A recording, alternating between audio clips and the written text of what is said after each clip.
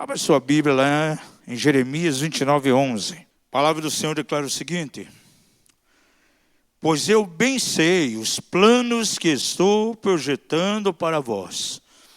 Essa é uma palavra que vem da própria boca do Senhor, através de Jeremias, um dos seus profetas, mas é o Senhor, pelo seu Espírito, falando através dele. Pois eu bem sei os planos que estou projetando para vós, diz o Senhor. Planos de paz, diga isso, planos de paz.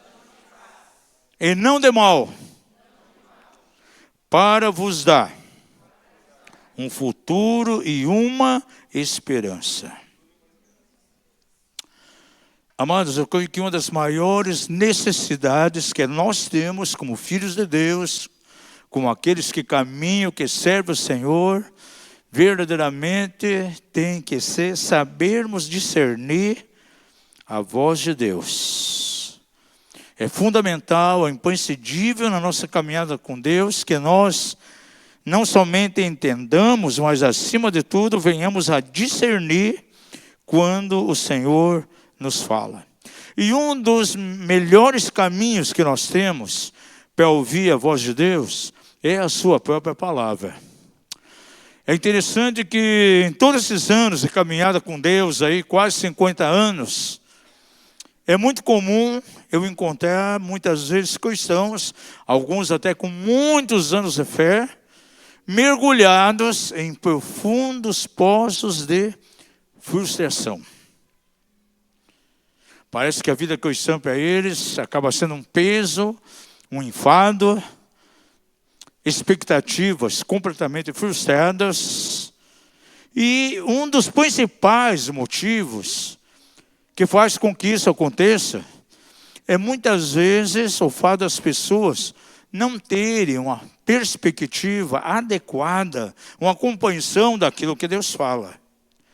É interessante que há certas mentalidades, certas declarações que são sustentadas por alguns cristãos, até muitas vezes declaradas, e são coisas que Deus nunca falou sobre aquilo.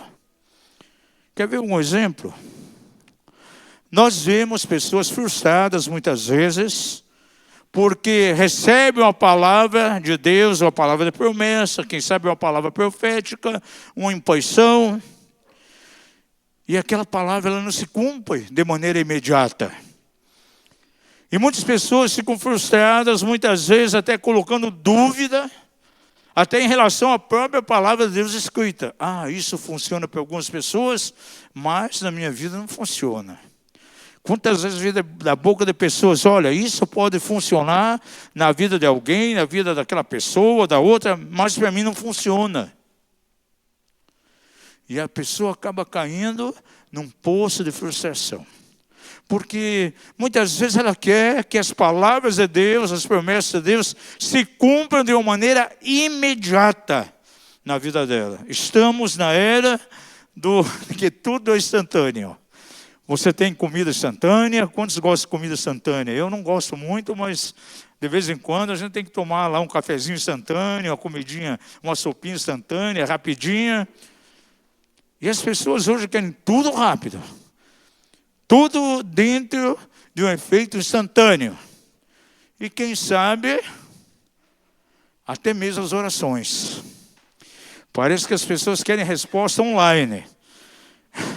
Como se digitasse alguma coisa, pedindo para Deus, e já vem de imediato a resposta.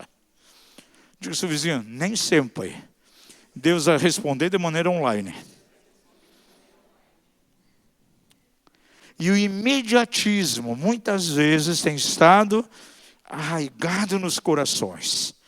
Porque eles desejam que as orações sejam respondidas de maneira instantânea.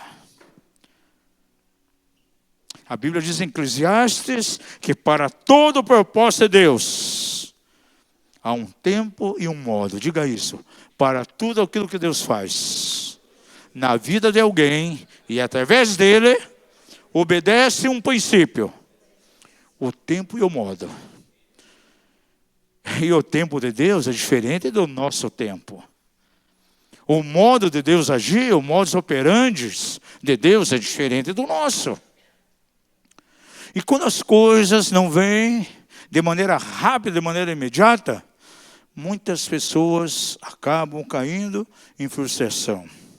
E você pode discorrer a palavra de Deus lá de Gênesis até Apocalipse. Você não vai encontrar nenhuma passagem que diga a você que Deus age de maneira imediata.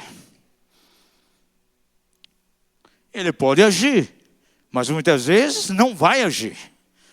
Milagres de Deus, nós buscamos milagres de Deus. Alguns milagres podem ser instantâneos, outros não. Uma grande festa, as bodas de Caná. Acabou o vinho, houve ali uma preocupação, e Jesus operou um milagre extraordinário. Transformou água em vinho, e de maneira rápida, imediata, na hora. Mas com Lázaro foi diferente. 4 dias esperando por um milagre. E as suas 2 irmãs, Marta e Maria, mas Senhor, atrasaste todo esse tempo, se viesse já no primeiro dia, meu irmão não teria morrido. Agora já se passou 4 dias, o corpo já cheira mal. Se tu estivesse aqui, não teria morrido. Não veio de maneira imediata a resposta. Jesus chegou, ministrou um cego. Aquele homem não enxergava nada. Jesus vai na direção dele, tem uma intervenção na saúde dele, ele começa a ver. Mas não de maneira nítida, de maneira perfeita. E Jesus indaga: você está vendo agora? Não, Senhor. Eu vejo as pessoas como se fossem árvores. E veja que aquele milagre veio de uma maneira progressiva, não aconteceu já naquele momento. Deus pode operar nas nossas vidas milagres extraordinários. Mas quem sabe esse milagre virá de maneira progressiva. Curas. Nós já vimos pessoas lutando por milagres de cura. Algumas vieram de maneira imediata. Outras, dentro de um aspecto progressivo, paulatinamente. Outras demorou um tempo longo, largo. Aí você vai perguntar, mas apóstolos, faltou fé nessas pessoas? Por que acontece isso? Porque Deus tem um tempo e tem um modo. Esse texto aqui, ele é muito claro, quando diz que o Senhor projetou para nós planos de paz e não de mal, para nos dar um futuro e uma esperança. E se nós não soubermos mover dentro do aspecto da esperança, nós poderemos cair em poços profundos de frustração. Porque há pessoas que buscam algo de Deus e de repente levam um tempo longo para se cumprir, ou Deus vai fazendo algo de maneira progressiva, e essas pessoas ficam completamente desesperadas e acham que nunca mais algo pode acontecer. Deus não opera do modo que eu vejo. As pessoas, verdadeiramente, eles desejam que as coisas sejam como eles querem, do jeito que eles querem, e quando eles querem. Diga isso, as coisas de Deus, elas não são como eu quero, nem quando eu quero, e nem como eu quero. Por quê? Porque Deus obedece um princípio na sua operação. Tempo e modo. Vivemos em meio a uma geração completamente imediatista. As pessoas estão acostumadas a resultados instantâneos. No entanto, o tempo de Deus não é o nosso tempo. Ele pode agir de maneira repentina, como falei há pouco aqui, o vinho transformando-se, ou melhor, água transformando-se em vinho. Mas o milagre ele pode vir de maneira completamente paulatina. É interessante que nós começamos a ver alguns homens de Deus, mulheres de Deus na Bíblia, que receberam palavras tão tremendas de Deus. O Senhor vem e coloca diante deles um projeto, apontando para o futuro, dando a eles uma esperança, só que eles tiveram que aguardar um tempo largo para que essas coisas viessem a acontecer. Davi, por exemplo, ele recebe uma palavra que se sentaria no trono para governar, para reinar. Você sabe quanto tempo demorou para que ele começasse a entrar naquela dimensão daquilo que Deus prometeu? Será que foi no dia seguinte? A palavra, quando veio, era muito jovem, estava lá com o pastorzinho do campo. E o profeta Samuel chega, derrama óleo sobre a cabeça deles. Olha, esse será o rei. Ele vai governar sobre Sião. Mas isso aconteceu somente quando ele tinha 37 anos. E uma das coisas que o inimigo faz nesses momentos de espera é muitas vezes projetar coisas terríveis, impossibilidades, para jogar a pessoa lá num poço de frustração. E há muitos cristãos que vivem completamente frustrados nesses dias. Veja, quando você lê lá em Gênesis 21:5, por exemplo, você vê de maneira bem clara que o Senhor vem e faz uma promessa a Abraão. Abraão, você vai ter um descendente. Veja, ele já estava tendo uma certa idade, muitas vezes entristecido porque não tinha descendência, e até ele já tinha se conformado com isso. Bom, já que eu não tenho filhos, o meu herdeiro vai ser o meu mordomo aqui dentro de casa. Eliezer Damasceno. Ele vai verdadeiramente usufruir da minha herança. Vai ser passado a ele. E com 75 anos, vem uma palavra a ele.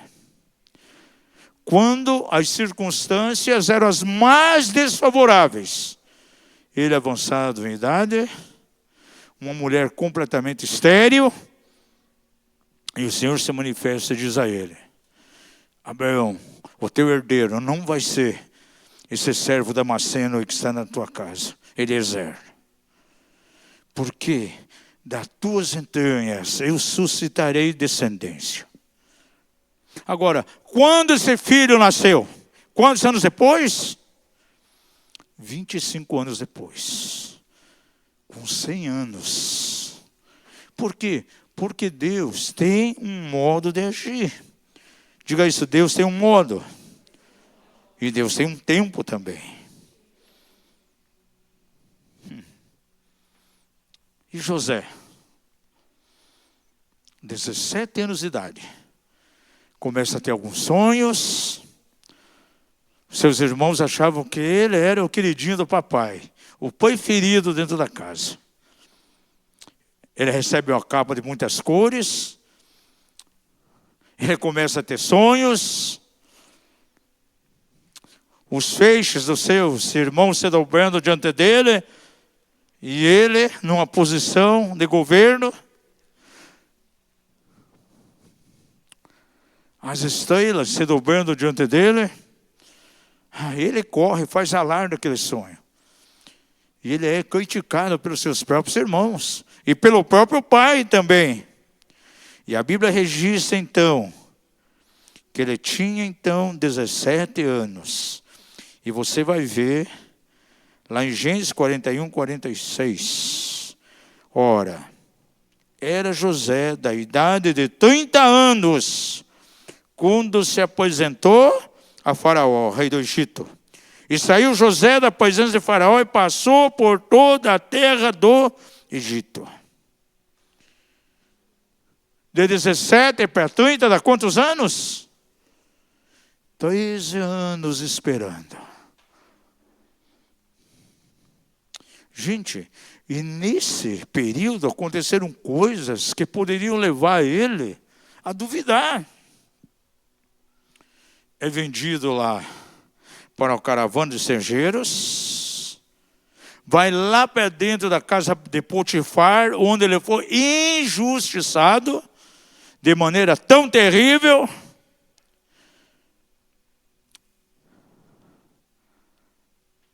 Laços armados para seduzir ele.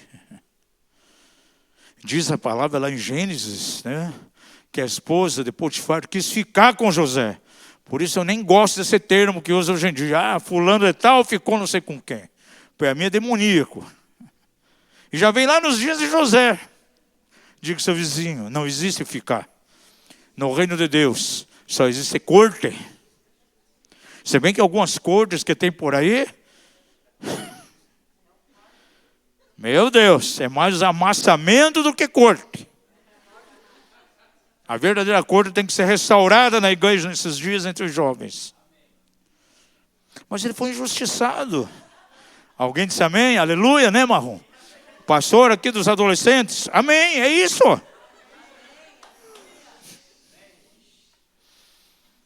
E ele é injustiçado. A ele custou uma prisão, gente. Ele poderia questionar, mas puxa, veio aquela palavra. Eu tinha convicção que Deus falou naqueles sonhos, mas está acontecendo tudo ao contrário. Ele poderia muito bem se frustrar.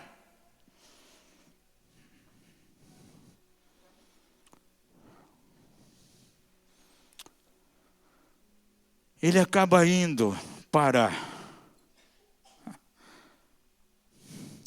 lá no calabouço do Palácio Real. Gente, imagine se você estivesse no lugar de José, você com a promessa de Deus e de repente acontecendo tudo ao contrário. Espera aí, Senhor. O meu destino seria governar. Não está dentro de um calabouço. Foi vendido como escravo, odiado pelos seus irmãos, tiraram a capa de muitas cores dele, mas, no entanto, não tiraram a visão. Porque a visão que Deus colocou no coração dele, ninguém pôde tirar. Se você tem sonhos dados por Deus, esses sonhos, na verdade, eles não são utopia. Eles são projetos de Deus para a tua vida. São imagens para garantir a você um futuro e uma esperança. E se o Senhor falou, Ele vai concretizar. Mas no tempo e no modo dEle.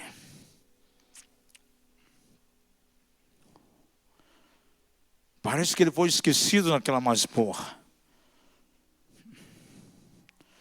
O copeiro e o padeiro tiveram sonhos. E ele interpretou. E aconteceu exatamente como o Senhor tinha dado a interpretação a ele. O padeiro foi enforcado e o copeiro poupado. E a proposta dele foi assim: olha, copeiro, quando você estiver servindo a Faraó, quando você for restituído no teu cargo, lembra de mim. Mas caiu no esquecimento. E ele continua preso. Até que Faraó começa a ter aqueles sonhos. Aí o copeiro, peraí. Eu conheço alguém que tem o Espírito dos deuses. E ele pode trazer a interpretação. Naquele mesmo dia, estava José diante de Faraó. E traz uma interpretação ipsis literi, mostrando o que estava acontecendo e o que deveria acontecer. E foi uma maneira muito súbita. Veja, pela manhã, numa masmorra escravizado. No final da tarde do mesmo dia, honrado. Em termos de autoridade, somente a autoridade maior em Faraó, e ele já vinha em seguida. Por quê? Porque Deus tem um tempo e tem um modo. Então ele espera ali exatamente 30 anos. E vem a fome dentro não só ali em Israel, mas em toda a redondeza. E eles vão comprar comida aonde? Lá no Egito. E você vê, conforme aquele sonho, os seus irmãos se dobrando diante dele, tal qual tinha vindo a ele lá no passado, há tantos anos atrás. Os tempos se passaram, mas a visão permaneceu firme. Diga ao seu vizinho, existe uma vitamina especial que rompe com os sentimentos de frustração. Diga ao seu vizinho, você precisa dessa vitamina. Sabe qual vitamina? Eu chamo de vitamina V. Sabe o que é vitamina V? Visão. Se você ficar firme naquilo que Deus fala, isso gera em você uma imagem, uma visão. E aquilo vai se concretizar de maneira tão tremenda. Se é algo que Deus nunca falou na sua palavra, é que as coisas seriam instantâneas, que viria no dia seguinte, que viria de maneira imediata. 78, recebi uma palavra profética para a minha vida. Na noite de maior luta de tribulação, novo convertido, fazia uma semana, queria desistir de tudo, o diabo projetando na mente que vida cristã seria uma falência, que eu não deveria me envolver com aquilo. E vem alguém e me leva diante de uma mulher que ministrava profeticamente. Nem sabia o que era a palavra profética. E ela já começa declarando uma palavra: eis que é uma espada sobre a tua cabeça. Opa, vão cortar minha cabeça. Os traficantes vão me pegar, vai haver concorrência, vão me decapitar. Eu disse, não, essa espada simboliza a palavra de Deus. Porque a palavra de Deus é como uma espada afiada de 2 gumes. E essa palavra estará sobre a tua vida. E você vai pisar em muitas nações levando o evangelho. Uma semana de convertido, gente. O lugar mais longe que eu tinha ido, Paranaguá e Ponta Grossa. Não mais longe do que isso. Os anos vão se passando. Indo em alguns lugares aqui, dentro do Paraná. Depois São Paulo. Mas cadê as nações? Rio de Janeiro, mas e as nações?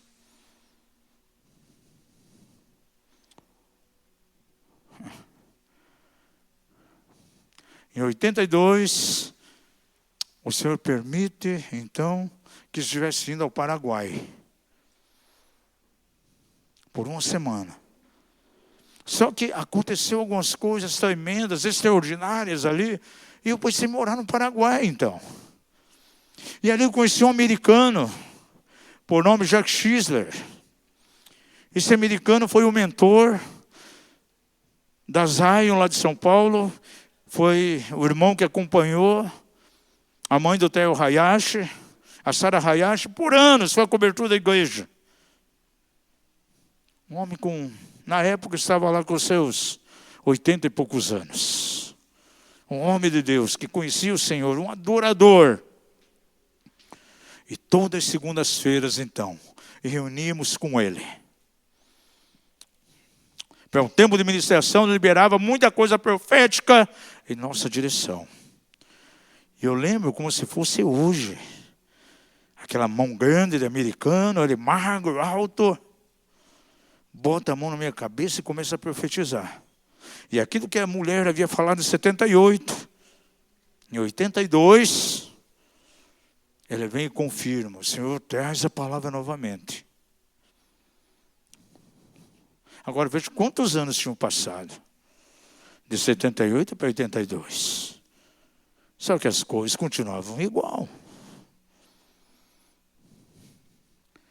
Só tinha ido até o Paraguai, onde não precisa passaporte, nada, qualquer um entrava lá. Mas já era uma nação. Diga ao seu vizinho, pode começar pelo Paraguai. Gente, olha por onde começou, não querendo despoisar, mas...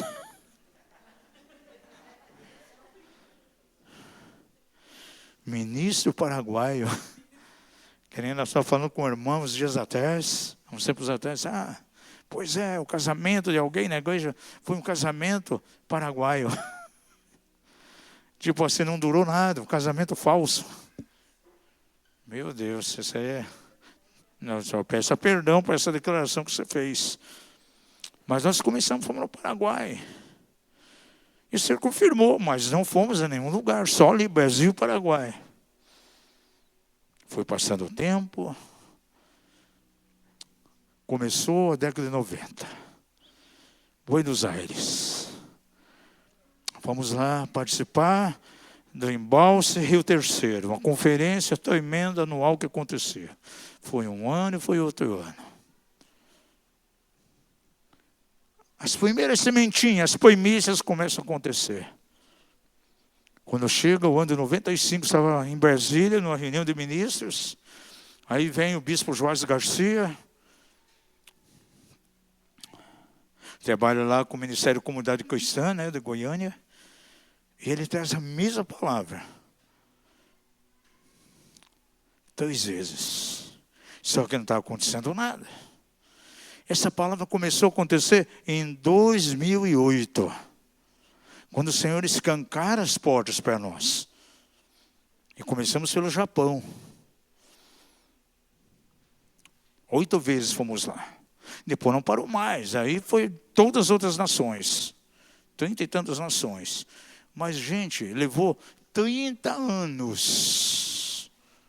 Há pessoas que acabam caindo por um poço de frustração. Não aconteceu nada. E muitas vezes não acontece. Sabe por quê?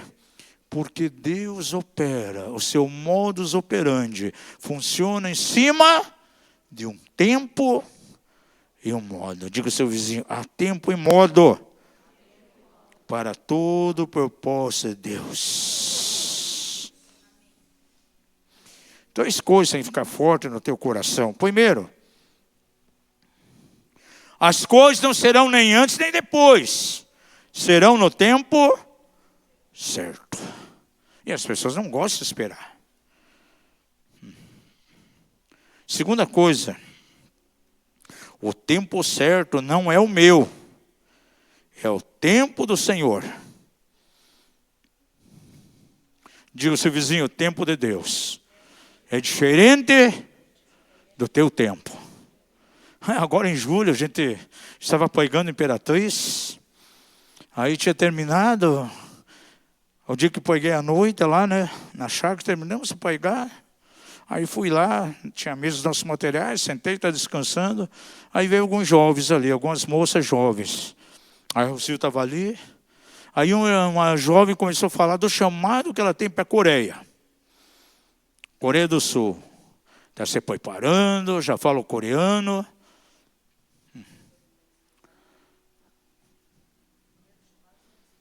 Sim, começou a estudar. Claro, quando uma pessoa tem um chamado, tem a parte e a contrapartida dela. O que ela fez? Começou a estudar o coreano, mexendo com documentação, vendo toda a cultura do país, como é que é. Aí ela olhou para nós e disse para mim, puxa, como eu desejo casar, eu queria tanto casar, tipo, ir para uma missão já casado. Eu olhei para ela e disse, e você vai casar. Você vai casar em agosto.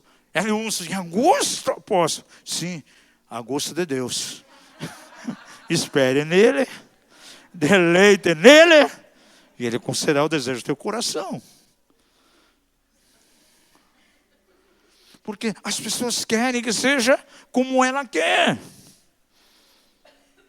Cadê o Breia? Não veio, está viajando? Só está a Fernanda aqui. O bem vai casar em agosto também, né, Fernando? Agosto de Deus. Não é nem antes nem depois, é no tempo certo de Deus. Terceira coisa, o calendário de Deus é diferente do nosso calendário. E nós sabemos muito bem o que significa isso. Diga ao seu vizinho, o calendário de Deus é diferente do teu calendário. Então, mediante essas coisas, amados, se você tem promessa de Deus, Deus deu palavra para você, e você não está vendo isso acontecer, eu recomendo a você nessa noite, guarde o teu coração. Não permita que os teus sentimentos sejam abalados, não permita que teu coração se enferme, porque não está acontecendo ainda. José teve que amadurecer em muitas coisas. Ele amadureceu tanto que no final, quando seus irmãos chegam a ele, ele perdoa todos os irmãos, abraça cada um deles e diz o quê? Foi para esse tempo aqui que eu fui preparado. Em outras palavras, Deus usou os seus próprios irmãos na direção dele. Por quê? Aonde Deus queria usar ele? Lá no Egito. E quem vendeu José para o Egito? Os seus irmãos. Sabe o que estava acontecendo? Ele ganhando uma passagem gratuita, sem precisar pagar, para ir para o lugar onde Deus ia usá-lo. E Deus queria usá-lo aonde? No palácio. E ele vai preso aonde? Na masmorra do palácio. Diga ao seu vizinho, todas as coisas concorrem juntamente para o bem daqueles que amam a Deus. Porque a tendência de muitos é, opa, isso está acontecendo? Opa, isso está fora do script, isso eu não esperava. Por que Deus está permitindo acontecer isso? Mas faz parte do processo. O deserto para nós fazia parte do processo. Tinha que passar pelo deserto. E nos tempos de deserto, Deus trabalha tanto com você, derruba estruturas de orgulho, derruba estruturas de independência, estruturas de autossuficiência, para que você dependa totalmente de Deus. Segunda coisa que Deus nunca falou, então, primeiramente, Deus nunca falou que as coisas viriam instantaneamente e de imediato. Segunda coisa que Deus nunca falou na sua palavra, que as coisas na nossa vida cristã seriam fáceis. Convém entrar no reino de Deus com muitas o quê? Pressões e tribulações. Jesus falou, no mundo tereis o quê? Aflições. No original grego a palavra pressões. Mas tende bom ânimo. Eu venci o mundo. É interessante, amados. Há muitas coisas que nós devemos entender na palavra de Deus. Eu já ensinei há tempos atrás, aqui, poucas semanas atrás, acerca do princípio da exceção. Ainda que algumas coisas ocorram com as pessoas que estão no sistema mundo, essas coisas que acontecem a eles, vai acontecer conosco também. Porém, as reações diante dessas coisas são diferentes daquele que conhece a Deus, daquele que não conhece. Porque tem muitas pessoas, principalmente o pessoal da teologia da prosperidade, que dentro de uma utopia, eles acham que a vida cristã é como uma bolha onde você é colocado lá dentro, é como uma redoma e nada mais vai acontecer com você. As pessoas são fora do reino de Deus, com elas acontecem diversas coisas, mas com você nunca vai acontecer. Agora, quando nós vamos para a palavra de Deus, nós vemos que não é bem assim.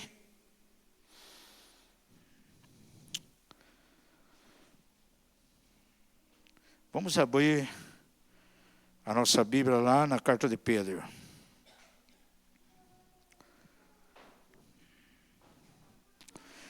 Verso 5, ou melhor, capítulo 5, verso 8 e 9. Ouça isso. Sede sóbrios, vigiai. O vosso adversário, o diabo, anda em derredor, rugindo como um leão e procurando a quem possa tragar. Ao qual resistir firme na fé, sabendo que os mesmos sofrimentos estão se cumprindo aonde? Entre os vossos irmãos no mundo. Veja aqui, dentro de uma ótica, dentro de uma perspectiva espiritual, o verso 8 diz que nós temos que resistir o diabo que anda bermando como um leão, buscando quem possa tragar. Porém, no verso 8 é claro, deixa o verso aí, diz assim, que há coisas que estão acontecendo, não somente naqueles que não conhecem a Deus, mas na vida dos nossos irmãos que estão no mundo. Bota o verso 9 lá. Olha, sabendo que os mesmos sofrimentos estão acontecendo entre vossos irmãos. Diga ao seu vizinho, você não está isento. Quero trazer uma verdade de guerra espiritual para vocês hoje. Talvez você tenha a mentalidade, quantas vezes você ouviu, o adversário está aí, Satanás, ele brama ao nosso redor, buscando quem possa tragar, eu não vou dar nenhuma brecha, eu não quero dar nenhum direito legal a ele, porque ele é legalista e coisas terríveis vão acontecer. É verdade? Ou não é verdade? É verdade. Diga isso, o diabo é um grande legalista. E ele procura direitos legais. Mas agora veja, temos que entender que nós, muitas vezes, podemos passar por ataques, ainda que não tenha nenhuma brecha. Quer ver um exemplo? Jó tinha alguma brecha? E o inimigo veio ali para destruir? Tinha alguma brecha? Nenhuma. Porque, veja, o diabo é legalista, mas ele é ilegal também. O que é ser ilegal? É agir fora da lei. Diga ao seu vizinho, o diabo é um fora da lei. Então, não é somente quando tem brecha. Porque ele pode vir de maneira ilegal. São os contra-ataques, os contra-golpes.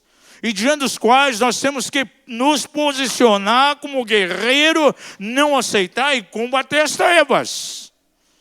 Para você entender melhor, vou dar um exemplo. Aqui no Brasil nós temos aí os sem terra. O que eles fazem? Ficam invadindo propriedades. Agora, aquelas terras têm um dono ou não tem? De quem é aquelas terras? A quem pertence? Ao dono original. Ele tem um documento de propriedade? Sim. Tem em mãos uma escritura. Eu sou dono desse território, é meu.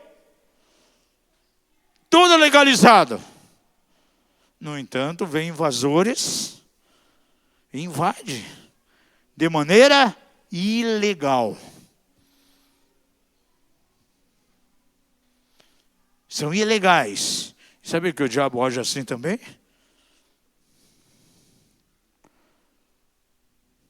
E como o proprietário daquele território vai resolver a situação? Ele vai procurar justiça.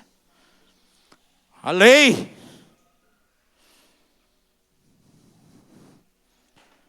Que vai emitir um documento. Para que haja o quê? Uma reintegração de posse. Aí o proprietário vai, não, isso aqui é meu, eu paguei um preço, eu estou na legalidade, pertence a mim e eu tomo posse desse território. E aquele invasor tem que pular fora. Por mais que muitas vezes resista, mas qual é o final? Pula fora dali. Gente, o inimigo age assim também. Ele pode agir dentro da legalidade quando é dado brecha a ele, mas ele pode agir dentro da ilegalidade, sendo fora da lei. E nós vamos ter que guerrear.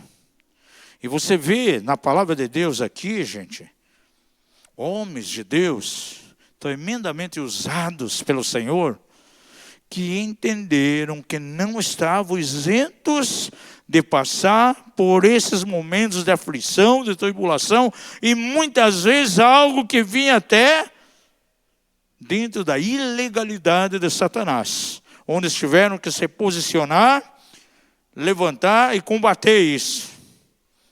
Quer ver alguns exemplos?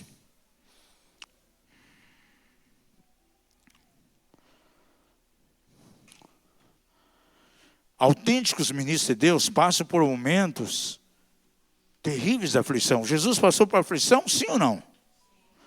Pergunto a você, lá em Mateus 4, ele teve uma luta contra Satanás que veio tentar. Os 3 pilares da tentação: concupiscência da carne, concupiscência dos olhos, soberbo da vida. Havia alguma área aberta na vida de Jesus para que isso acontecesse? Ele pôde declarar lá em João 14, aí vem o príncipe desse mundo, João 12, aí vem o príncipe desse mundo, mas dele não há nada em mim. Ou seja, não há nada que possa servir de brecha, mas de maneira ilegal, o diabo veio na direção dele, principalmente ali no deserto. E eu tenta, onde não havia nenhuma brecha.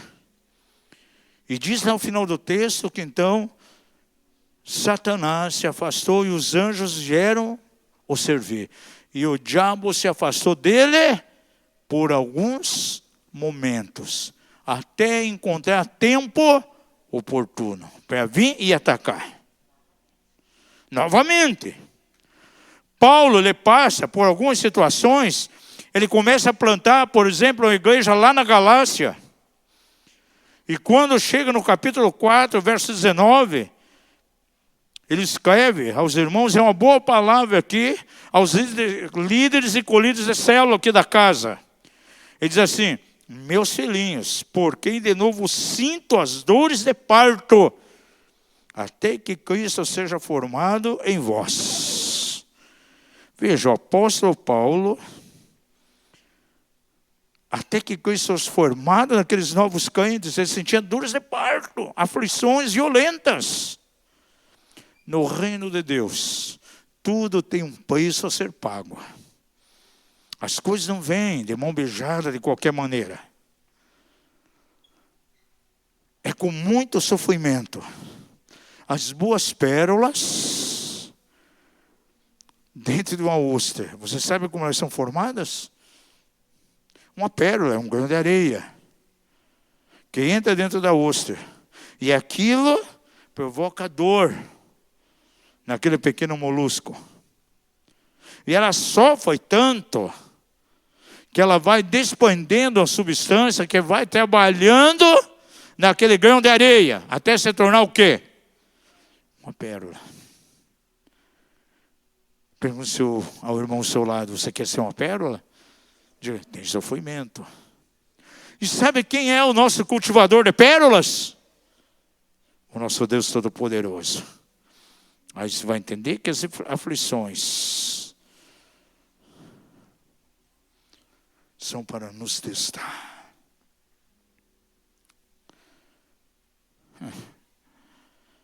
Há textos na Bíblia que para nós a gente só vai interpretar e entender lá na eternidade. E um deles que eu quero fazer questão de indagar ao Senhor, uma explicação maior, é o texto de Isaías. Quando ele diz assim: eis que eu criei o assolador para assolar. Eu criei aquele que assopra as brasas. Sabe quem é o assolador? Pensa, você sabe quem é o assolador? Satanás, gente.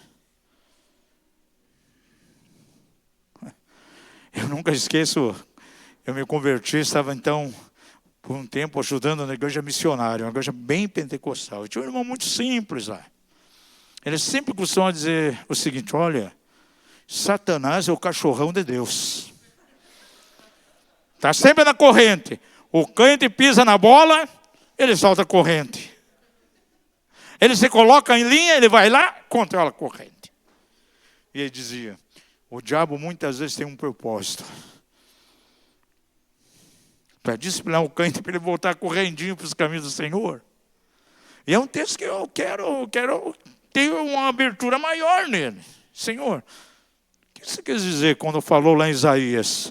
Que criou o assolador, que assopra as brasas, e o criou para assolar.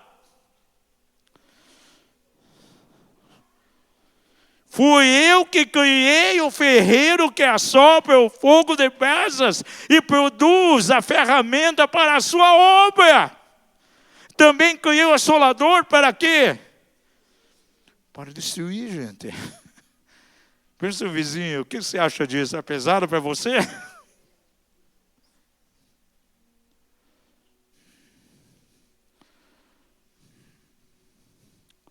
Eu já vi pessoas que foram assoladas pelo inimigo, estavam desviados, voltaram correndinho para os caminhos do Senhor.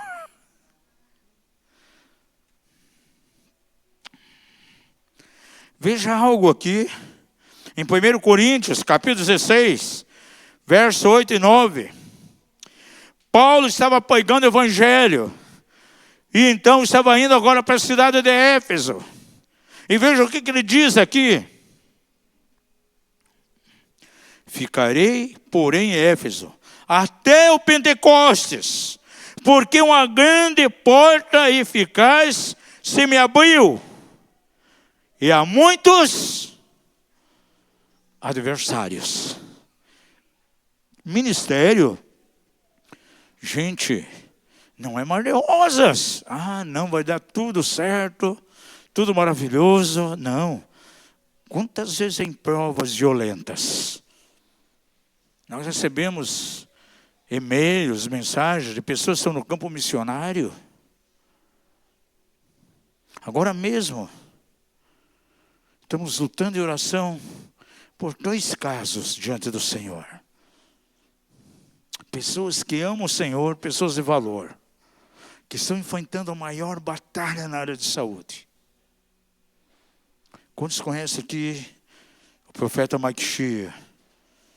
Um homem de Deus, um coração para o Senhor, passando um tempo de vale, de sombra da morte. Sua esposa Marlene, dias atrás, mandou um relatório da saúde dele, extenso. É uma pessoa que não é muito avançada em idade. Com muita dificuldade ele consegue sair de casa usando um andador. Dentro da sua casa tem que ficar se escorando na parede. O seu corpo está sem massa muscular.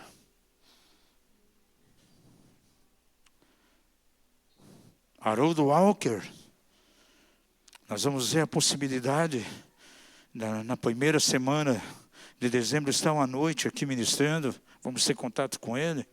Mas está passando um tempo de aflição. Um câncer que já vai aí no tratamento por 5 anos. Isso tem, a quimioterapia tem atacado o seu aparelho digestivo. A sua coluna, diz que a dor muitas vezes é insuportável. Quantas vezes nós estamos em reunião com ele não consegue ficar até o final. Teve aqui o dia do arrependimento em Curitiba, lá em São José. Ele não pôde ficar o tempo todo ali, na cobertura mútua. A penúltima reunião, ele teve que ir embora de tanta dor. E ele manda agora, dias atrás, a mensagem. O que ele está sofrendo é muito forte. Mas animado, lutando com Deus, pedindo oração. E mesmo assim não para de pregar. Não para de ministrar. Um pastor jovenzinho da Nova Aliança. Nem tem ainda bem 30. A esposa manda uma mensagem aflita, porque está com câncer no aparelho digestivo, fortíssimo. Aflições. E são pessoas, amados, que amam o Senhor, pessoas de valor, de princípios, que conhecem a Deus. Mas não estão isentos de passar por essas situações. Paulo diz aqui que havia opositores, adversários, nós no ministério. Você acha que nós não temos adversários? Sim. Adversários espirituais e naturais também. Certa vez Paulo foi para a Ásia, lá em 2 Coríntios, capítulo 1, verso 8 a 10. Gente, inicialmente, Paulo e aqueles que estavam com ele tiveram vontade de saber do quê? De partir dessa terra. Olha o que ele diz aqui. Você lê aqui, parece que é alguém que não conhece a Deus. Agora, nós lemos essas coisas aqui, essas cartas. Entenda que esses homens de Deus aqui, eles estão escrevendo essas cartas para quem? Para crentes, para cristãos. O Novo Testamento, você estuda lá os 4 evangelhos, o livro de Atos, é dirigido de um modo geral, são os ensinos de Jesus, os primeiros ensinos dos apóstolos, mas quando você começa em Romanos, vai até Apocalipse, é crente falando com crente. Às vezes direcionado a um crente individual, como Tito, Timóteo, outras vezes falando para os crentes de uma maneira geral. E Paulo escreve a crentes aqui, olha o que ele diz aqui, do verso 8 ao 10. Porque não queremos, irmãos, que ignoreis a tribulação que nos sobreveio na Ásia. Diga isso, veio tribulação sobre a vida de Paulo. Pois que fomos sobremaneira oprimidos acima das nossas forças, de modo tal que até da vida desesperamos. O que significa desesperar da vida? Querer para a glória. Senhor, não quero mais viver. E você encontra muitas vezes pessoas no meio do corpo de Cristo vivendo isso aqui, gente. Porquanto, agora olha aqui a segurança. Aí entra a questão do princípio da exceção. Ainda que desesperamos da vida, desejando a morte, no entanto, entretanto e portanto, já tínhamos em nós mesmos a sentença de morte, para que não confiássemos em nós, mas em Deus que ressuscita os mortos. Por que Paulo estava dizendo isso? Ele disse, peraí, me desesperei da vida, desesperamos da vida. Mas peraí, como nós estamos desesperando, se nós já estamos mortos, já morremos com Cristo? Quem está morto não tem reação. Você vê as aflições sobre a tua vida, e isso te angustia, te tira do prumo, leva você à frustração, pode ser um sinal muito forte de que você está com a carne bem viva ainda. A cruz não teve ainda o seu lado de revelação na tua vida. E ele vai mais, ele diz assim, para que não confiassem em nós, mas em Deus que ressuscita os mortos, o qual nos livrou.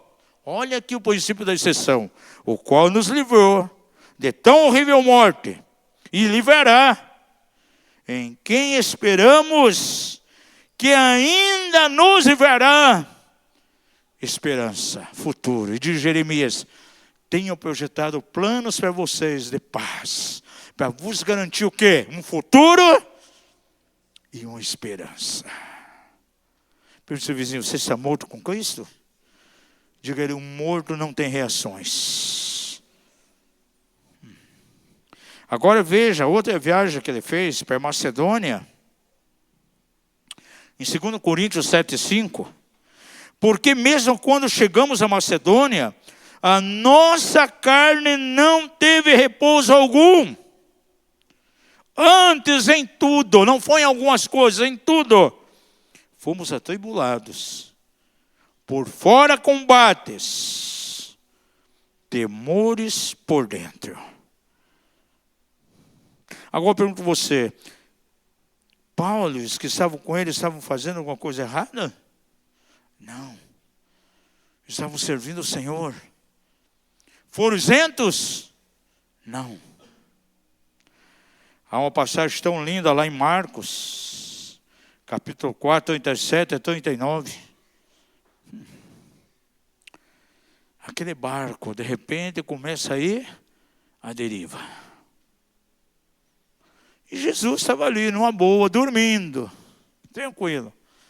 E os discípulos começaram a ficar apavorados. E agora o mestre, olha, você não se dá conta aí, está entrando água no barco, nós vamos naufragar. E o que Jesus fez? Simplesmente repreendeu o vento. Pergunta ao seu vizinho, por que Jesus repreendeu aquele vento? De onde vinha aquele vento? Você acha que era simplesmente um fenômeno meteorológico? Espiritual. E Jesus repreendeu. Agora, eles estavam fazendo alguma coisa errada? Não, cumprindo a vontade de Deus. Em Atos veio um furacão, Euriclidon. Agora, quem estava por trás daquele furacão terrível ali? Satanás. Com Jó, fenômenos meteorológicos aconteceram para destruir aquilo que ele tinha. Quem estava por trás? O mal de Satanás agindo. Eu nunca esqueço, na Costa Rica, alguns anos atrás, estava sendo noticiado que viria um furacão e ia varrer algumas cidades ali, alguns estados da Costa Rica. Orações de autoridade têm grande poder. Eu lembro muito bem que Rony Chaves levantou uma oração, uma intercessão guerreira. E sabe o que aconteceu com aquele furacão que estava vindo? Foi lá para o mar. E não atingiu nenhuma cidade. Digo ao seu vizinho, há poder na oração com autoridade. Então, atrás desses fenômenos, muitas vezes, tem uma ação do inimigo ali. Você tem que se posicionar em guerra contra isso. Diz ao seu vizinho, Deus nunca falou na sua palavra que as coisas seriam imediatas, que as coisas seriam fáceis e que não haveria tribulações, não haveria aflições.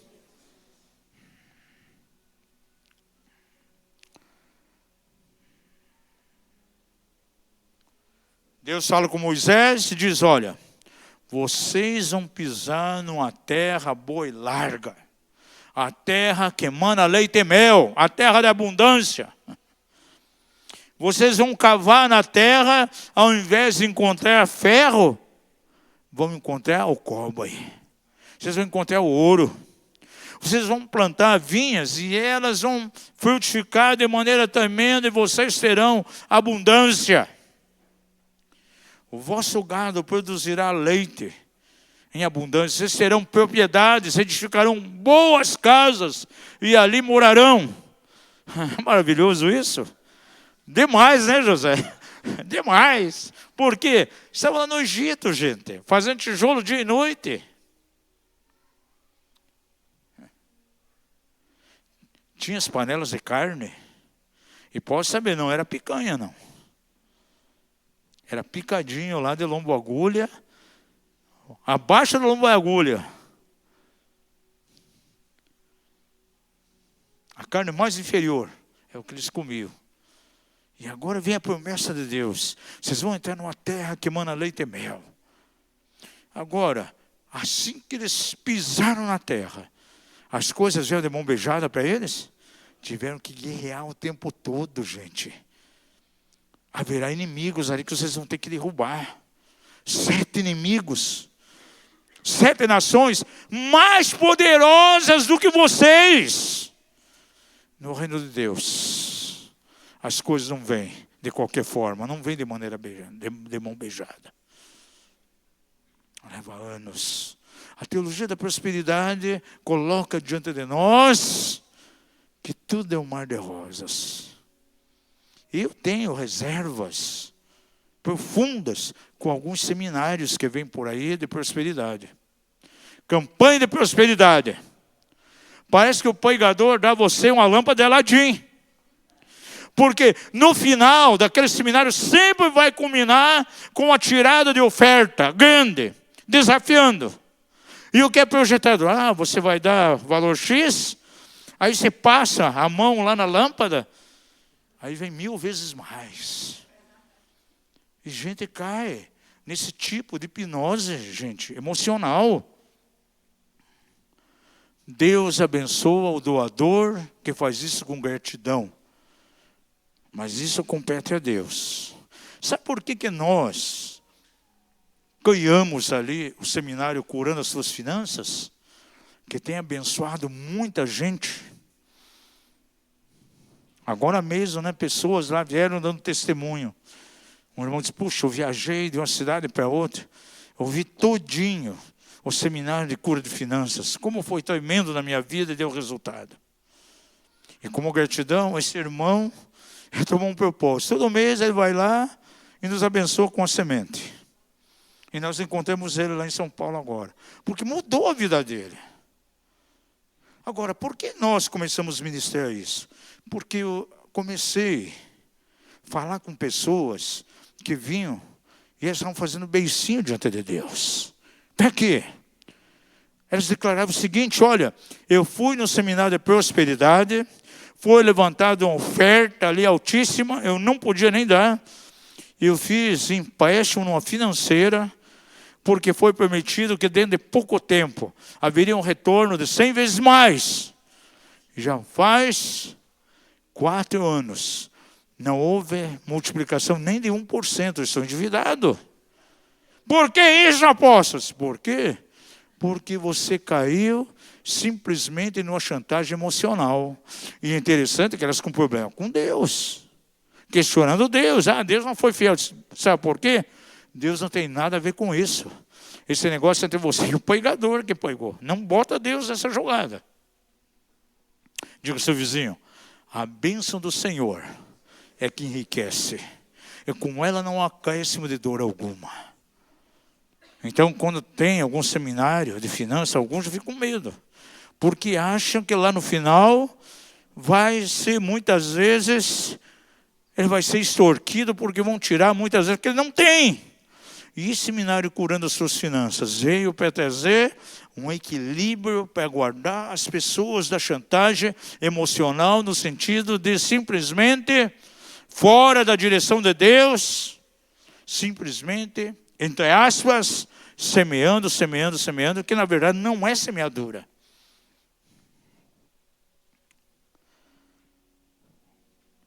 E há pessoas frustradas, porque entraram nesse embalo, e são terrivelmente decepcionadas com Deus.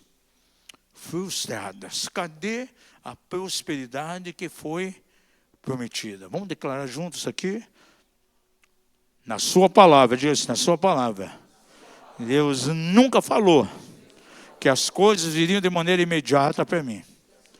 E também nunca falou que as coisas viriam com muita facilidade, sem eu pagar um preço. E também Deus nunca falou na sua palavra que tudo seria um mar de rosas, e eu não passaria por pressões, por tribulações aqui nessa terra. Essa é a vida cristã normal, gente.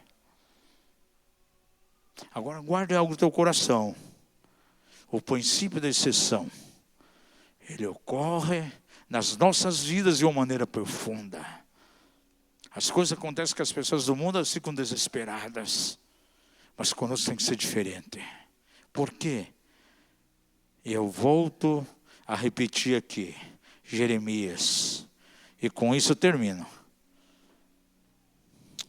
Pois eu bem sei os planos que estou projetando para vós, diz o Senhor, planos de paz e não de mal, para vos dar um futuro e uma esperança.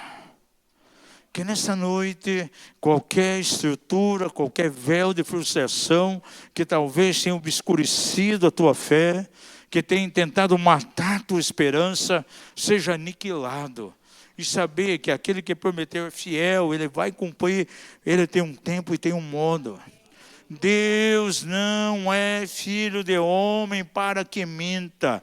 Como diz lá de maneira tão forte em Números, se ele falou, ele há de cumprir. Pode passar as estações, pode passar os ciclos, as temporadas, mas a palavra do Senhor, ela fica firme. Como já diz o profeta Isaías, eis que a mão do Senhor está estendida para cumprir tudo aquilo que ele falou, e ele não vai fazer com que a sua mão volte para trás. E nós possamos vencer, sim, todo tipo de frustração. Frustração no trabalho, frustração conosco mesmo, frustração ministerial, frustração dentro da família por não conseguir algumas coisas. Deus tem projetos e garante um futuro e garante uma esperança em nossas direções. Vamos ficar em pé em nome de Jesus.